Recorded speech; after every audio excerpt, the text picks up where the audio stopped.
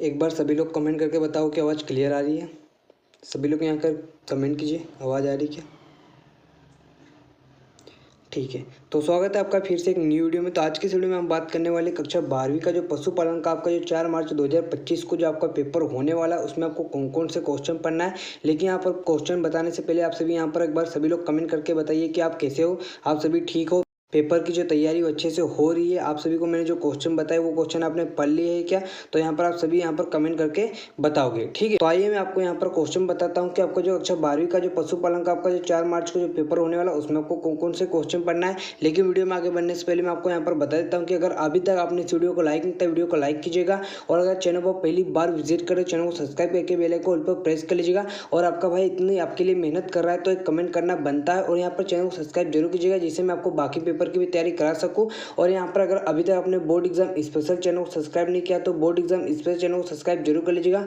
Board exam special channel की जो link है आपको डिस्क्रिप्शन में मिल जाएगी। Board exam special channel most important channel है, इस चैनल को सब्सक्राइब जरूर कीजिएगा। तो बिना टाइम वेस्ट किए मैं आपको यहाँ पर क्वेश्चन बताना शुरू करता हूँ। आप इन क्वेश्चन को नोट करना शुरू करो। 1 है, फर्स्ट चैप्टर है आहार एवं पोषण। उसमें से आपको यहाँ पर कौन सा क्वेश्चन नोट करना है, यहाँ पर मैं आपको बता देता हूँ। तो यहाँ पर आपका जो पहला क्वेश्चन क्या, आदर्श राशन क्या, इसके प्रमुख गुण लिखिए। आपको ये वाला क्वेश्चन तैयार करना है। तो आदर्श राशन क्या होता है? आहार अथवा दाने का वह सम्मिश्रण जो पशु की समस्त आवश्यकताओं को ध्यान में रखकर उसके शरीर भार के अनुसार उचित मात्रा में प्रतिदिन दिया जाता है, आदर्श राशन कहलाता है। इसके जो गुण है वो निम्नलिखित है, जैसा कि पहला गुण है पाचनशीलता, दूसरा भारी तथा पर्याप्त परिमाण, और तीसरा संतुलित भोजन, और चौथा विभिन्नता। इसका यहाँ पर कंप्लीट वर्णन करके बताया गया है, आप पढ़ लीजिएगा। अभी अपने पास ज़्यादा टाइम नहीं है तो मैं आपको यहाँ पर समझा नहीं रहा हूँ, लेकिन इससे पहले मैं आपको समझा चुका हूँ। आपको अगर आपने चैप्टर वाइज वीडियो देखी होगी तो मैं आप सभी को ये वाला चैप्टर समझा चुका हूँ। अब इस चैप्टर में कौन कौन से जो क्वेश्चन पढ़ना है मैं आपको यहाँ पर बता देता हूँ, ठीक है। आप उसे नोट करना शुरू कीजिए। तो यहाँ पर आपका जो फर्स्ट चैप्टर है अध्याय 1 आहार एवं पोषण पार्ट 1, उसमें जो पहला क्वेश्चन पढ़ना है आदर्श राशन क्या, इसके प्रमुख गुण लिखिए। तो यहाँ पर पढ़कर मैं आपको नहीं बताने वाला हूँ, आप इसे स्वयं पढ़ लीजिएगा, ठीक है। उसके बाद आपको यहाँ पर जो दूसरा क्वेश्चन तैयार करना है, पशु आहार के लिए आवश्यक तत्वों के अवयव के नाम लिखिए, या पशु आहार के लिए आवश्यक तत्व लिखिए या अवयव लिखिए, एक ही बात है। तो पशु आहार के लिए जो निम्न आवश्यक तत्व कौन कौन से? पहला है पशु आहार। आहार मतलब भोजन ही होता है, ठीक है, पशु के भोजन के लिए, ठीक है। तो आहार का क्या है? पानी, प्रोटीन, कार्बोहाइड्रेट्स, वसा, विटामिन तथा खनिज लवण, ये आपको तैयार करना है। इनके कार्य भी, जैसे कि पशु आहार में प्रोटीन के क्या कार्य है ये आपको तैयार करना है, वसा के क्या कार्य है, विटामिन के क्या कार्य है, खनिज लवण के क्या कार्य है, कार्बोहाइड्रेट्स के क्या कार्य है, तो ये सभी आपको तैयार करना है, ठीक है। उसके बाद आपको यहाँ पर जो दूसरा क्वेश्चन क्या है, तीसरा क्वेश्चन है संतुलित राशन। तो जो आदर्श राशन है और संतुलित राशन है वह एक ही बात है, ठीक है। संतुलित राशन और आहार राशन एक ही बात है, दोनों की दोनों एक मतलब सम्मान ही है। तो वह राशन जो पशु की समस्त आवश्यकताओं को, समस्त ऊर्जा आवश्यकताओं की पूर्ति तथा उसके स्वस्थ रखने के लिए सभी पोषक तत्वों को उचित अनुपात एवं ठीक मात्रा में उपलब्ध कराता है, संतुलित राशन कहलाता है, ठीक है। याद रखिएगा, आपको पूछा जाता है 2 नंबर में। उसके बाद आपको यहाँ पर निर्वाह राशन क्या है, मोस्ट इंपॉर्टेंट क्वेश्चन, ये आपके एग्जाम में आपको देखने को मिल सकता है, 2 नंबर का क्वेश्चन है। तो इसका आंसर क्या? पशुओं को उनकी दैनिक क्रियाओं के संपादन एवं सामान्य शारीरिक टूट फूट को दुरुस्त रखने के लिए जो आहार प्रतिदिन दिया जाता है वो निर्वाह राशन कहलाता है, ठीक है, याद रखिएगा। उसके बाद आपको यहाँ पर जो 5वां क्वेश्चन है क्या है, 5वां क्वेश्चन क्या है, डेयरी पशुओं को आहार देने के कोई, आपको यहाँ पर 5 सिद्धांत याद रखना है। कितने सिद्धांत याद रखना है? 5। तो यहाँ पर आपको 6-7 सिद्धांत मैं बता रहा हूँ, उसमें से आपको यहाँ पर 5 सिद्धांत याद रखना है, ठीक है, नोट करो। उसके बाद आपको यहाँ पर 6वां क्वेश्चन आपको तैयार करना है, पशु शरीर में भोजन के प्रमुख 3 कार्य लिखिए। तो पशु शरीर में भोजन के 3 प्रमुख कार्य क्या है? इससे मतलब भोजन शरीर के लिए आवश्यक पोषक तत्वों की पूर्ति करता है, भोजन शरीर को ऊर्जा प्रदान करता है जिससे पशु शरीर में विभिन्न कार्य होते हैं, और भोजन में पशु का शरीर का विकास होता है। बहुत ही सरल क्वेश्चन है। क्या पूछा है? पशु शरीर में भोजन के, अब भोजन के क्या ही कार्य, हम भोजन क्यों कहते हैं, मतलब भोजन क्यों करते हैं? तो हमारे पोषक तत्वों की पूर्ति हो सके, उससे ऊर्जा मिले, उसके लिए, शरीर का विकास हो उसके लिए, बस पशु में भी वही बात है, ठीक है। उसके बाद आपको यहाँ पर जो नेक्स्ट क्वेश्चन तैयार करना, पशु के शरीर में विटामिन के कोई 3 कार्य लिखिए, जैसे कि मैंने आप सभी को पहले बताया था। आप इसे नोट करना चाहते हो तो फटाफट नोट कर लीजिए, ठीक है।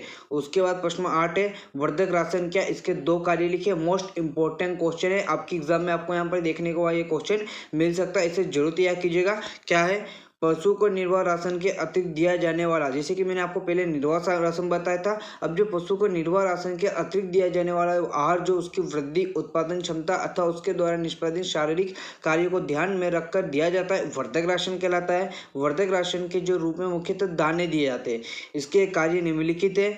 गाय, भैंस तथा अथवा बकरी में दुग्ध उत्पादन को बढ़ाना तथा इसके नियत रखना वर्धक राशन पर निर्भर करता है। दूसरा, वर्धक राशन पशु उत्पादों जैसे अंडे, मांस, ऊन आदि का उत्पादन बढ़ाता है। ठीक है, नोट कर लीजिए। वर्धक राशन क्या है? जो निर्वाह राशन के अतिरिक्त दिया जाने वाला आहार। ठीक है, नोट करो।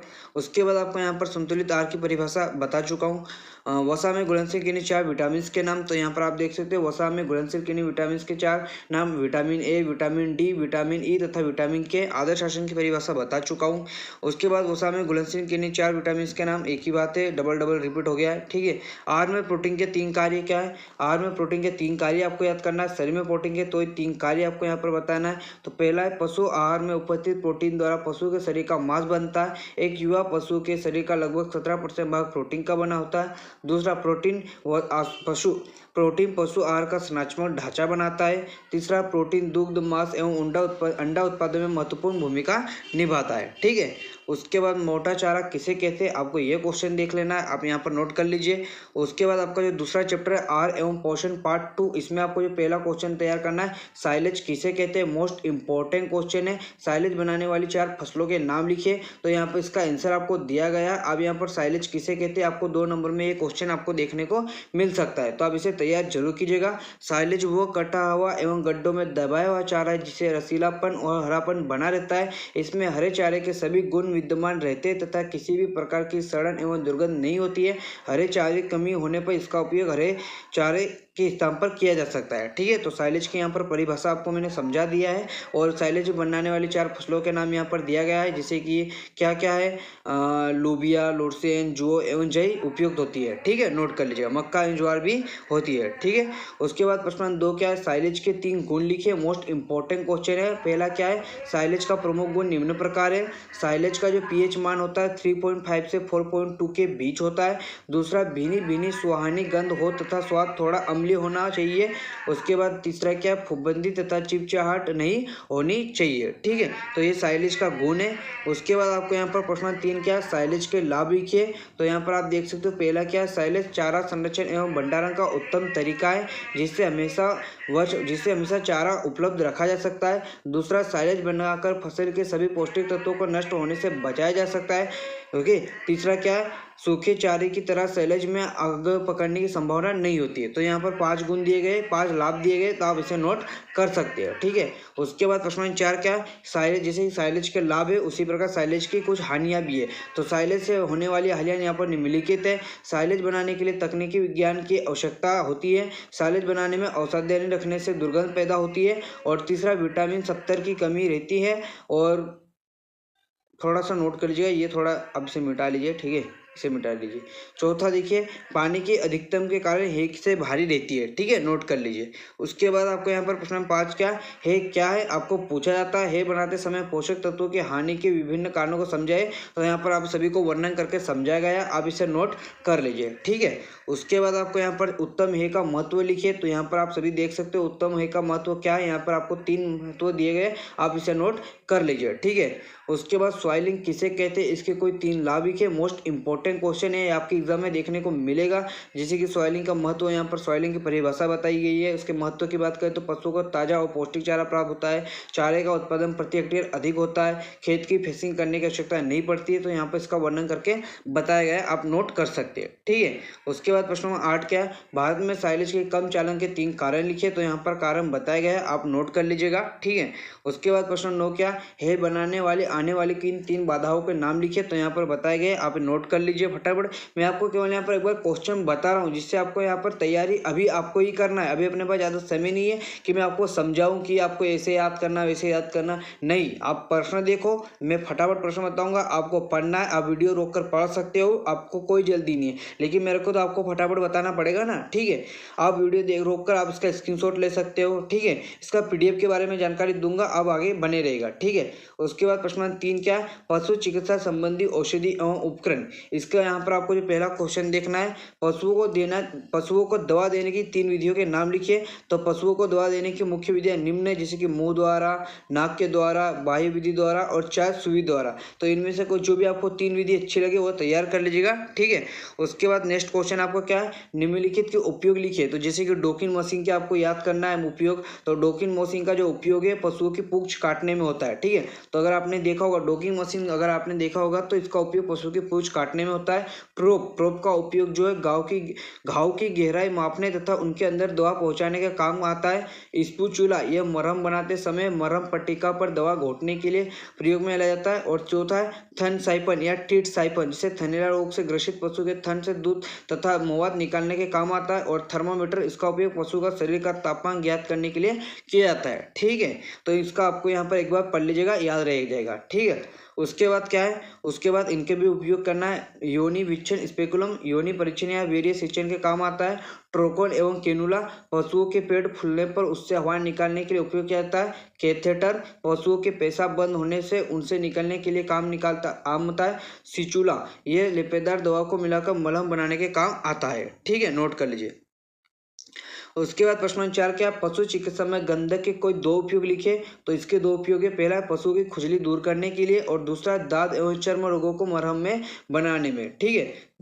क्या है, दांत एवं चर्म रोगों के मरहम बनाने में, ठीक है। प्रश्न नंबर 5 है, नीला थोथा के 2 कार्य। तो इसके पशु पेट के कीड़े मारने के लिए जाता है और फुट बात के लिए किया जाता है, ठीक है, नोट करो।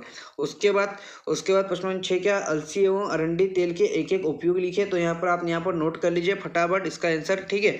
उसके बाद प्रश्न नंबर 7 क्या है, पशु शरीर के अंदर दवा प्रविष्ट करने की किन्हीं 2 विधियों के नाम लिखिए। मैंने आपको बता दिया है, पहले ही बता दिया ये क्वेश्चन, ठीक है। उसके बाद पशुओं को दवा देने की किन्हीं 2 बाह्य विधियों के नाम। तो आप देख सकते हैं पशु को दे देने की बाह्य 2 विधियां पोल्टिस एवं पाउडर के रूप में, ठीक है।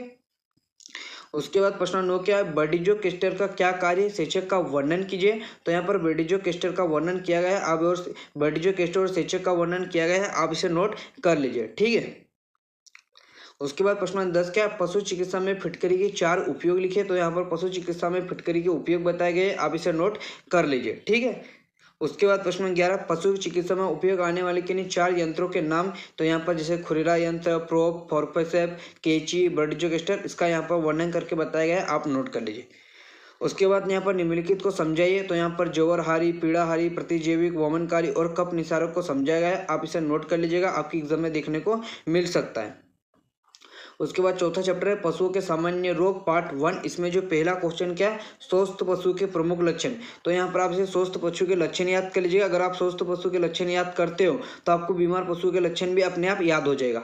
जैसे कि अगर हम बात करें स्वस्थ पशु का प्रमुख लक्षण क्या है, तो पहला लक्षण है पशु सामान्य रूप से जुगाली करता है। अगर बीमार होगा तो सामान्य रूप से जुगाली नहीं करेगा। तो अगर आपको स्वस्थ पशु और बीमार पशु में अंतर पूछे या इनके लक्षण पूछे, तो अगर एक क्वेश्चन के माध्यम से आपके 3 निशाने लगने वाले, एक तीर से 3 निशाने, आपने सुना होगा एक तीर से 2 निशाने, लेकिन यहाँ पर एक तीर से 3 निशाने।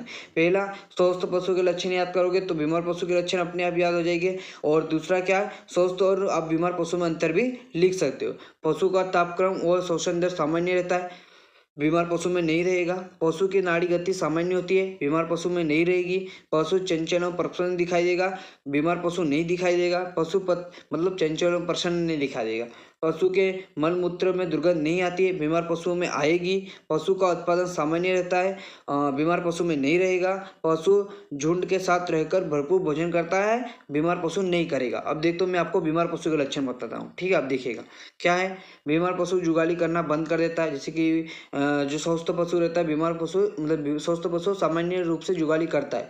उसकी नाड़ी गति और श्वसन दर सामान्य नहीं रहती है। उसका तापक्रम सामान्य से बढ़ या घट जाता है। चौथा, रोगी पशु सुस्त पड़ जाता है, कान लटक जाते हैं। पांचवा, पशु के मल मूत्र से दुर्गंध आने लगती है। तो मैं आपको समझा चुका हूँ, ठीक है। इंपॉर्टेंट है, एग्जाम में आपको देखने को मिलेगा, ठीक है।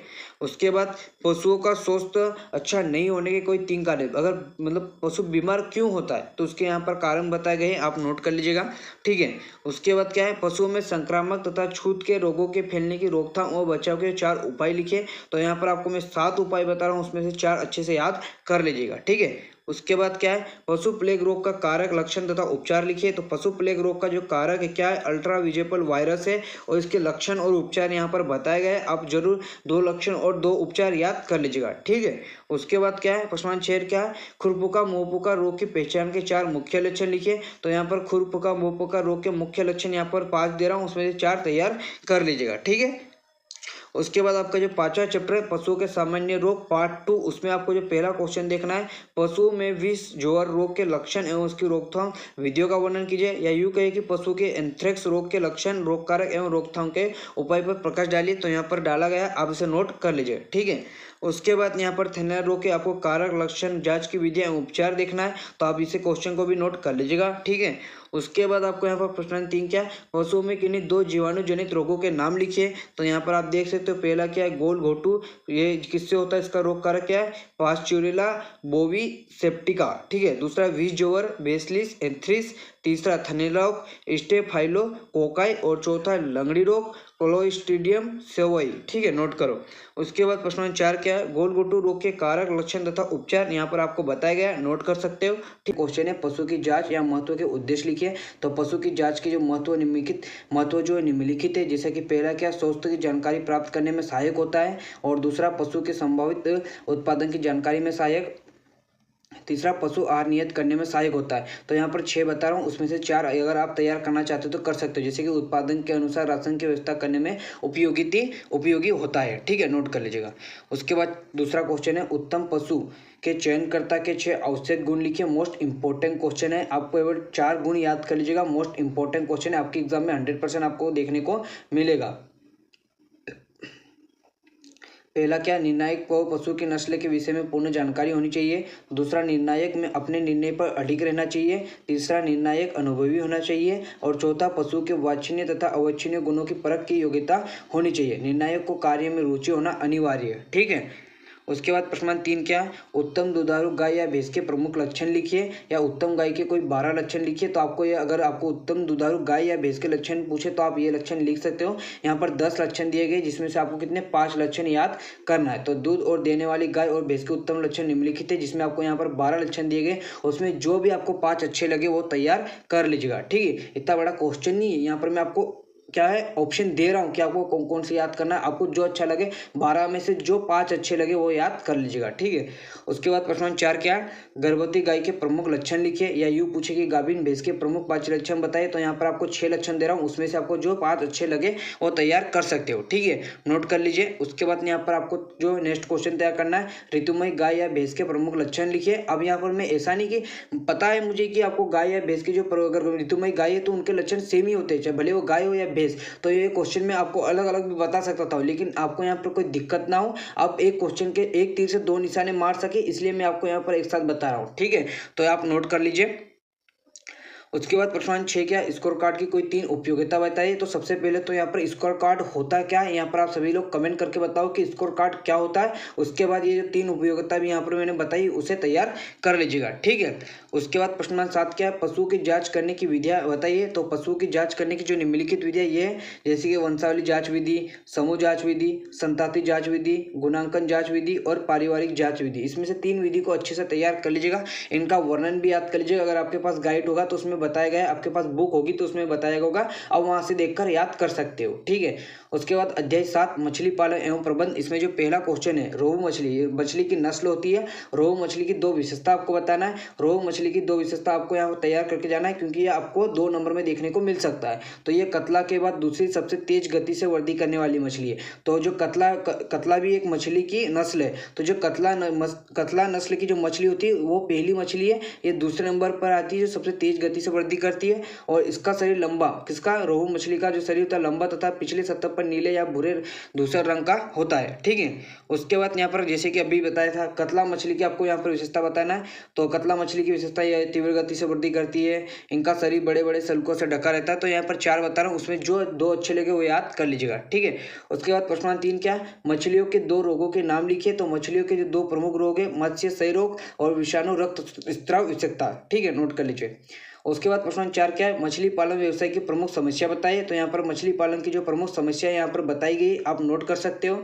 उसके बाद यहाँ पर नेक्स्ट क्वेश्चन है प्रश्न 5, मछली पालन के लाभ लिखिए। तो मछली पालन के यहाँ पर लाभ बताए गए, आप इसे नोट कर लीजिए। ठीक है, मछली पालन के लाभ जैसे कि उत्तम भोज्य पदार्थ की प्राप्ति, रोजगार की प्राप्ति, औद्योगिक उत्पाद बनाने में जैसे खाद, मत्स्य तेल या कॉड लिवर ऑयल, गेंद आदि। ठीक है, राष्ट्रीय आय में वृद्धि। ठीक है, उसके बाद छठवां प्रश्न क्या है, मछली के परिपूरक आहार के प्रकार लिखिए। तो 2 प्रकार है, वनस्पति मूल के आहार और जंतु मूल के आहार। तो इसका वर्णन भी किया गया, आप नोट कर सकते हो। ठीक है, उसके बाद प्रश्न 7 क्या है, भारतीय मछली की 4 प्रजातियों के नाम और एवं भोजन की प्रकृति लिखिए। तो भारतीय मछली की प्रजातियां, उसके आहार की प्रकृति निम्नलिखित है, जैसे कि मछली की प्रजाति कतला, रोहू, मांगुर, सिंधी, महासीर, ये सभी मछली की नस्ल है। अगर हम बात करें कतला की, बात करते हैं शाकाहारी, पादक, पल्लवक, तो आप इसे पढ़ लीजिएगा। ठीक है, उसके बाद प्रश्न अध्याय 8 है सुकुर पालन। इसमें जो पहला क्वेश्चन तैयार करना है, सुकुर पालन के 2 लाभ या यूं कहे कि सुकुर पालन की कोई 2 उपयोगिता, तो यहाँ पर बताई गई, आप इसे नोट कर सकते हो। ठीक है, उसके बाद सुकुर मतलब सुअरों में पाई जाने वाली प्रमुख बीमारियों के नाम बताइए। तो पहली क्या है, सुकुर ज्वर, इन्फ्लुएंजा, एंथ्रेक्स, ब्रुसेलोसिस एवं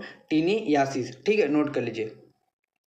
प्रश्न 3 क्या है, सुकुर की कोई 2 विदेशी नस्लों के नाम लिखिए। तो यहाँ पर बताया गया फ्रस सफेद, यॉर्कशायर और लैंड रेस। ठीक है, नोट किया जाए। उसके बाद प्रश्न 4 क्या है, बेकन या नमकीन मांस के लिए प्रसिद्ध सुकुर की 2 नस्लों के नाम। तो यहाँ पर बताया गया है, पहला क्या है, आप देख सकते हो, लैंड रेस एवं टेमवार्थ। ठीक है, उसके बाद प्रश्न 5 है, चर्बी वाले सुअरों की कोई 4 नस्लों के नाम लिखिए। तो चर्बी वाले सुअरों की 4 नस्लें मेंगालिका, पोर्ट बिलीड पिग, गिनी होग एवं ब्लैक वर्कशायर। ठीक है, नोट कर लीजिए। उसके बाद प्रश्न 6 क्या है, सुकुर की 2 विषाणुजनित एवं 2 जीवाणुजनित रोगों के नाम लिखिए। तो यहाँ पर इनके नाम लिखे गए, आप इसे नोट कर लीजिएगा। प्रश्न 7 है, सुअर की खाद की कोई 2 गुण लिखिए। तो यहाँ पर बताया गया है, आप इसे नोट कर लीजिए। प्रश्न 9 क्या है, बकरी पालन। तो दूध की रानी बकरी का नाम तथा इसके शरीर का रोग लिखिए। तो सानेन नस्ल की जो बकरी होती है उसे दूध की रानी कहा जाता है। आप सभी को ऑब्जेक्टिव में पूछ सकता है कि दूध की रानी किस बकरी को कहा जाता है। तो सानेन नस्ल की जो बकरी होती है, सानेन नस्ल की बकरी को दूध की रानी कहते हैं। इसके शरीर का रंग सफेद तथा क्रीम रंग का होता है। ठीक है, उसके बाद शहरी बकरी का नाम तथा कोई एक विशेषता मतलब एक विशेष गुण लिखिए। तो शहरी बकरी का नाम बर्बरी है। किस बकरी को शहरी बकरी कहा जाता है? तो शहरी बकरी को जो नाम है बर्बरी है। इसकी मुख्य विशेषता है छोटे व खड़े कान, सफेद रंग तथा उस पर कत्थई रंग के धब्बे एवं त्रिकोणात्मक शरीर। ठीक है, उसके बाद प्रश्न 3 क्या है, बकरियों की कोई 4 विदेशी नस्लों के नाम। तो अभी मैंने बताया सानेन, दूध की रानी, उसके बाद अभी मैंने कौन सा बताया, एक और कौन सा, लेकिन विदेशी की बात करते हो, सानेन, और पहला क्या अंगोरा, तीसरा एल्पाइन और नुबियन। ठीक है, प्रश्न 4 क्या, दुधारू नस्ल की बकरी किन्हीं 4 नस्लों के नाम। जुमनापरी, बीटल, मारवाड़ी, मोहसना, बर्बरी। अभी बताओ, अभी मैंने बर्बरी का क्या गुण बताया कि बर्बरी किस बकरी को कहा जाता है, तो शहरी बकरी। ठीक है, उसके बाद नर पशुओं के बधियाकरण के कोई 2 लाभ लिखिए। तो यहाँ पर बताया गया, आपसे नोट कर लीजिए।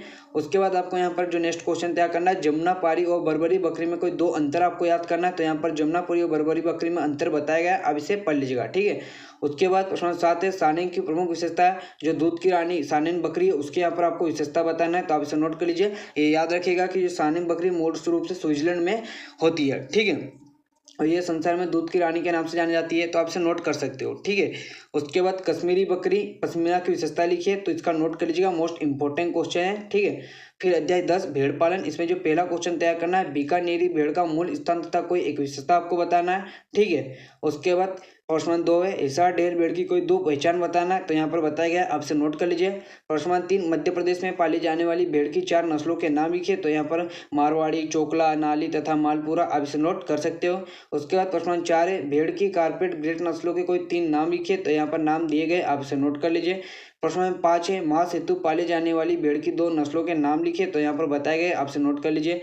प्रश्न 6, भेड़ों को 2 दुकाजी नस्लों के नाम। तो हिसार, डेल, कच्छी, कोलोवी आदि। ठीक है, बीकानेरी या राजस्थान में पाई जाने वाली किन्हीं 2 भेड़ों के नाम लिखिए। बीकानेरी भेड़ को प्रमुख जातियां कौन सी तथा इनमें किस रंग की ऊन प्राप्त होती है। तो यहाँ पर बताया गया, आपसे नोट कर लीजिए। प्रश्न 8 है, भेड़ों को किन्हीं 4 विदेशी नस्लों के नाम लिखिए। तो ये वाला क्वेश्चन आपको देखना है। उसके बाद प्रश्न 9 है, मेरिनो एवं लेसेटर नस्ल की भेड़ों की एक उपयोगिता। ये फटाफट एक बार पढ़ लीजिएगा, आराम से याद हो जाएगा। अगर आप वीडियो को 2 या 3 बार देख लेते हो, अगर वीडियो को आप 3 बार भी देख लेते हो, तो ये सभी क्वेश्चन आपको तैयार हो जाएंगे। ठीक है, उसके बाद डेयरी उत्पाद पार्ट 1। इसमें जो पहला क्वेश्चन है, क्रीम की परिभाषा आपको याद रखना है। प्रश्न 2, क्रीम का औसत संगठन आपको याद रखना है। प्रश्न 3, मक्खन बनाते समय आवश्यक कोई 2 बातें। तो यहाँ पर 3 बता रहा हूँ, उसमें से जो 2 अच्छी लगे वो याद कर लीजिएगा। प्रश्न 4 है, घी में वसा तथा नमी प्रतिशत लिखिए। तो यहाँ से नोट कर लीजिए। अध्याय 5 सॉरी नेक्स्ट क्वेश्चन प्रश्न 5, मक्खन का संगठन लिखिए। प्रश्न 6, घी बनाते समय ध्यान रखने वाली योग्य कोई 3 बातें आपको यहाँ पर याद करना है। उसके बाद प्रश्न 7 है, मक्खन की उपयोगिता 4 बिंदुओं में स्पष्ट कीजिए। प्रश्न 8, मक्खन में ओवररन क्या है? तो मक्खन बनाने के लिए प्रयोग में लाई गई वसा की मात्रा तथा मक्खन की पैदावार की मात्रा में अंतर मक्खन का ओवररन कहलाता है। ठीक है। उसके बाद अध्याय 12, डेयरी उत्पाद पार्ट 2, इसमें जो पहला क्वेश्चन दही का संगठन एवं इसकी कोई 2 उपयोगिता याद करना है, तो आप इसे नोट कर लीजिए और इसकी जो उपयोगिता यहाँ पर बताई गई, फटाफट स्क्रीनशॉट ले लीजिए। चटर पनी का संगठन आपको याद रखना है।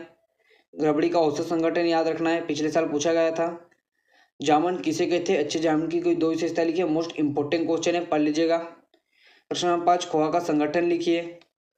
उसके बाद अध्याय 13, हिमकृत डेयरी उत्पाद आइसक्रीम का अवरण से क्या तात्पर्य है? अवरण या आइसक्रीम मिश्रण के साथ मिली हवा की मात्रा का आयतन है। आइसक्रीम का अवरण निकालना है तो आइसक्रीम का आयतन, उसमें से मिश्रण का आयतन घटा दीजिए और उसे मिश्रण का आयतन से भाग दीजिए और उसमें 100 का गुना कर देंगे तो आइसक्रीम का अवरण मिल जाएगा। ठीक है, नोट कर लीजिए।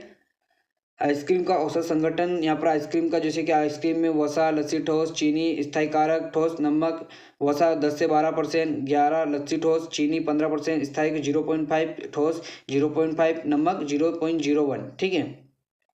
आइसक्रीम की खाद्य की महत्ता, तो यहाँ पर जो आइसक्रीम की खाद्य महत्व है वो यहाँ पर बताए गए, नोट कर लीजिए। प्रश्न 4 क्या है? कुल्फी तैयार करने की विधि का प्रावी आरेख चार्ट बनाए, तो इसे नोट कर लीजिए। इसका यहाँ पर चित्र बताया गया है, आप सभी को इनकी जैसे कि यहाँ पर ये इनमें तीर लगा लेना, सबके बाद यहाँ पर तीर लगा लीजिएगा। ठीक है, सभी में तीर लगा लीजिएगा, यहाँ पर तीर लगाया नहीं गया तो आप इसे नोट कर लीजिए, इसमें सभी को तीर लगाना है। ये आपकी बुक में दिया होगा, आप वहाँ से देखकर तैयार कर सकते हो। ठीक है। उसके बाद आइसक्रीम तथा कुल्फी में अंतर, मोस्ट इंपॉर्टेंट क्वेश्चन है। आइसक्रीम तथा कुल्फी में अंतर आपको याद करके जाना ही जाना है।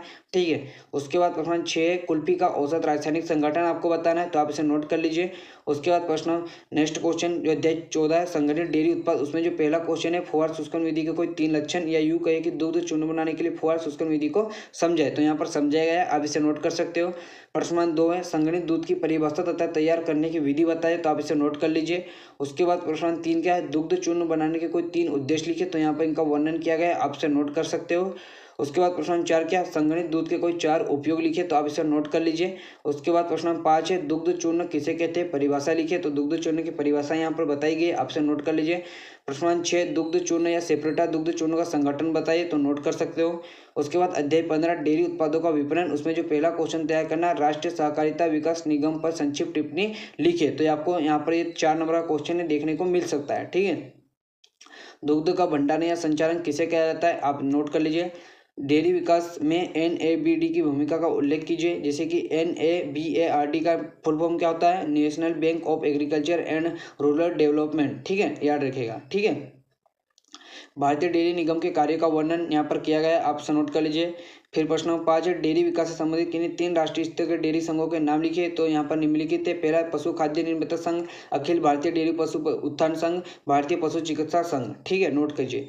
उसके बाद अध्याय 16, मुर्गी पालन, तो यहाँ पर आपको जो पहला क्वेश्चन तैयार करना है, इंक्यूबेटर प्रयोग के लाभ लिखिए, तो आप इसे नोट कर लीजिएगा। ठीक है। उसके बाद अंडज उत्पत्ति को प्रभावित करने के लिए 4 कारकों के उल्लेख कीजिए, तो पहला क्या है? तापमान, दूसरा पेट्रोप स्टॉक की आयु, अंडे की गुणवत्ता, वायु कोष की स्थिति और अंडे संग्रह की अवधि। ठीक है, नोट करिए। उसके बाद प्रश्न 3, भारत में मुर्गी पालन के आपको यहाँ पर महत्व बताना है, तो नोट कीजिए, इसे मोस्ट इंपॉर्टेंट क्वेश्चन है, 4 नंबर का क्वेश्चन है, नोट कर लीजिएगा। मुर्गी पालन की किन्हीं 5 सहकारी संस्थाओं के नाम याद कर लीजिएगा। ठीक है। उसके बाद 5वां क्या? प्राकृतिक विधि से मुर्गी द्वारा अंडे सेने के 3 लाभ एवं 2 हानियां याद करनी है। ठीक है। उसके बाद प्रश्न 6 क्या? इंक्यूबेटर से अंडे सेने के लिए आदर्श प्रतिक्रिया लिखिए, तो आप इसे नोट कर सकते हो। ठीक है। उसके बाद ब्रूडर क्या? एक अच्छे ब्रूडर की कोई 4 विशेषता लिखिए, तो आप इसे नोट कर लीजिए। उसके बाद मुर्गी के अंडे की आंतरिक संरचना का नामांकित रेखा के चित्र खींचिए, तो यहाँ पर इसका बताया गया है, ये अंडे की आंतरिक संरचना का यहाँ पर बताया गया, तो आप इसे नोट कर सकते हो। ठीक है। इसके बाद क्या? अध्याय 17, मुर्गी हेतु गृह व्यवस्था, इसमें जो पहला क्वेश्चन है, कुक्कुटशाला के 2 प्रकार लिखिए, तो आप इसे नोट कर सकते हो। ठीक है। उसके बाद पिंजरा प्रणाली किसे कहते हैं, आपको ये याद करके जाना है। ठीक है। उसके बाद आदर्श कुक्कुटशाला के गुण बताइए, तो यहाँ पर आदर्श कुक्कुटशाला के गुण बताए। इसके बाद आपका जो नेक्स्ट चैप्टर है अध्याय 18 कुक्कुट आहार व्यवस्था। इसमें आपको जो पहला क्वेश्चन आपको तैयार करना है, मुर्गी के आहार में पानी का महत्व किन्हीं 5 बिंदुओं में लिखिए। तो यहाँ पर आपको मुर्गियों की आपको यहाँ पर के आहार में पानी का जो महत्व है यहाँ पर निम्नलिखित है। जैसे कि पानी का एक अच्छा विलायक हो जिसमें शरीर के अंदर की सारी उपचय क्रिया संपन्न होती है। तो यहाँ पर मैं आपको 5 जो महत्वपूर्ण बिंदु है बता रहा हूँ, तो आप इन्हें नोट कर लो, ठीक है। उसके बाद आपको यहाँ पर नेक्स्ट क्वेश्चन पूछा है कि मुर्गियों में vitamin A, B, C, D, E तथा के एक एक कार्य बताना है। तो यहाँ पर आप देख सकते हैं विटामिन ए का क्या कार्य होता है, नेत्र दृष्टि के लिए आवश्यक है। इसके अतिरिक्त शरीर वृद्धि में भी ये सहायक है। उसी प्रकार विटामिन बी भूख बढ़ाने, ऊतकों को ठीक बनाए रखने के लिए आवश्यक है। विटामिन सी चर्म रोगों से बचाव करता है। विटामिन डी हड्डियों के निर्माण तथा अंडों की सेल बनाने तो आवश्यक है। और विटामिन ई जनन अंगों को क्रियाशील बनाए रखता है तथा अंडा उत्पादन बढ़ाता है। और विटामिन के क्या रक्त का थक्का बनने में सहायक है, ठीक है, नोट करो। उसके बाद आपको यहाँ पर प्रश्न 3 है, मुर्गियों के आहार में प्रोटीन का महत्व किन्हीं 5 बिंदुओं में लिखिए। तो यहाँ पर आप देख सकते हैं मुर्गी में आहार में प्रोटीन का महत्व, जैसे कि पहला शरीर व मांस वृद्धि के लिए आवश्यक होता है। दूसरा अंडा उत्पादन हेतु प्रोटीन आवश्यक है। तीसरा शरीर में तंतुओं की मरम्मत के लिए आवश्यक है। चौथा मुर्गी के शरीर में 21% तथा एंड में 13% प्रोटीन होता है। मुर्गियों के शरीर में कार्यशील सभी एंजाइम तथा अधिकांश हार्मोन प्रोटीन से ही बनते हैं, ठीक है, नोट करो। उसके बाद आपको यहाँ पर चौथा क्वेश्चन देना है कि आपको मतलब तैयार करना है, अंडे देने वाली मुर्गी के संतुलित आहार के अवयव का प्रतिशत लिखिए। तो यहाँ पर बताया गया, आपसे नोट कर सकते हो। उसके बाद आपको यहाँ पर जो है मुर्गी के लिए आहार का चुनाव करते समय ध्यान रखने वाली बातें आपको यहाँ पर बताना है, तो आप इसे नोट कर लो।